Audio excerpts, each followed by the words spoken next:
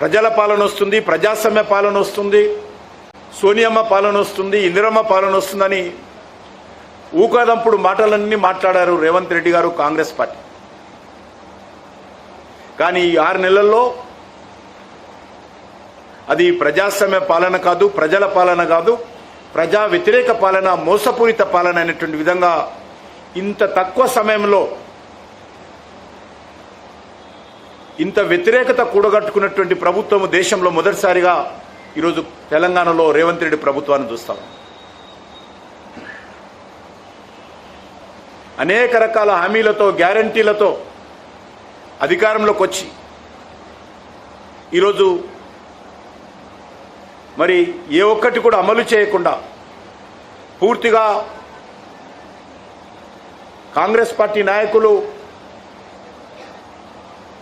షరా మామూలు అన్నట్టుగా తమ పాత అలవాట్ల పద్ధతి ప్రకారము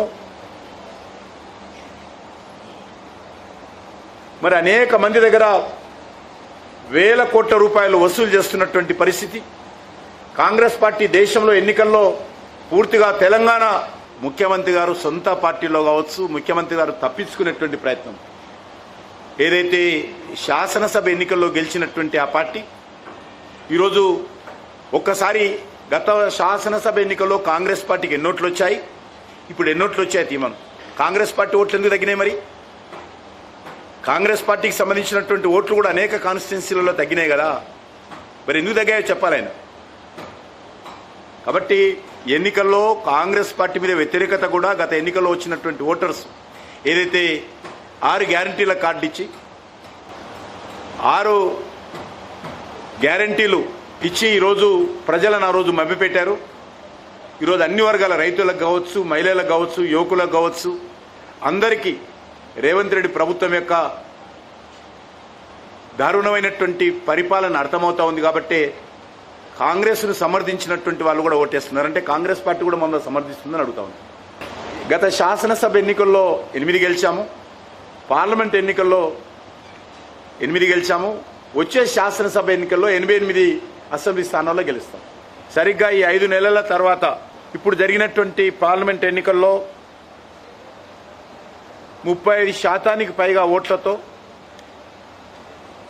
8 పార్లమెంట్ సీట్లలో బీజేపీని ఆదరించి ఆశీర్వదించడం జరిగింది. తెలంగాణలో రానున్న రోజుల్లో ఒక బలమైనటువంటి రాజకీయ ప్రత్యామ్నాయంగా భారతీయ జనతా పార్టీ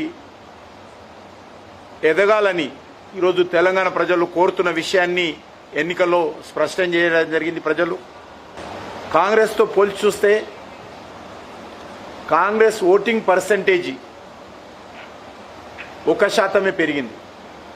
గత శాసనసభ ఎన్నికల్లో 35% ఉన్నటువంటి కాంగ్రెస్ పార్టీ ఓటింగ్ పర్సంటేజీ ఎన్నికల్లో 40% చేరడం జరిగింది.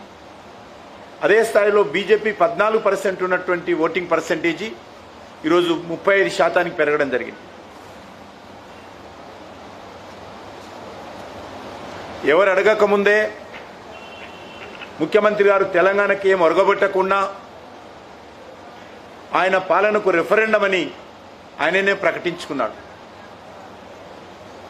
మరి కేవలం రిఫరెండం అని ప్రకటించుకొని 1% మాత్రమే ఓటింగ్ పర్సెంటేజ్ ఆయన పెంచుకున్నాడు.